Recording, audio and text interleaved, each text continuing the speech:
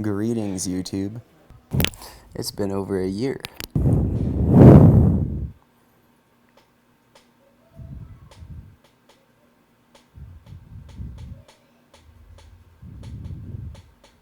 What's up, guys? Mycodogs here.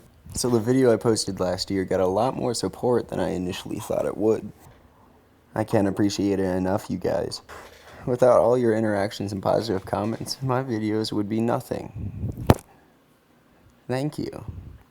I haven't been able to make as many videos as I'd like over the past year due to living situations. But I'm finally in a place that I can start doing mycology again. What this means for you guys is you should expect a lot of new videos, a lot of new content. I'm going to be making videos on varieties of topics, from grain spawn, agar, even growing outdoor varieties of mushrooms like morels. Frequently asked questions. On my last video, I got a lot of questions, so I wrote down a couple of them to go over in this video.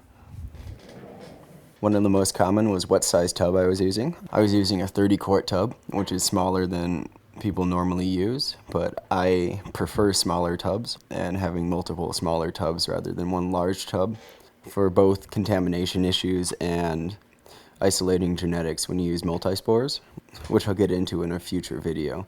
In the meantime, if you're interested in isolating, there's a lot of resources already online that you can look at. I'll link some in the description. Secondly, I had people asking if I fan and mist my tubs or do anything to them after I spawn them, and no. Once I put them in fruiting conditions, I just leave them in a 12-12 light cycle at proper temperatures for whatever species you're growing, and just leave it, and it regulates the humidity, it regulates the oxygen level, and before long you'll have pins and they'll grow into mushrooms. Lastly, I realized I didn't cover what liners are in my last video, and they're a really important part of monotubs in my opinion because they prevent side pinning. And all that is the black plastic bag that I had in the bottom of my tub.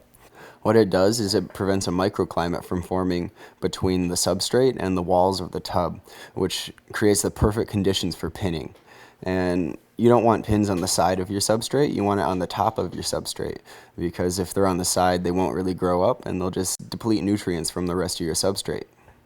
Alright guys, I'd like to say thank you again for all your support.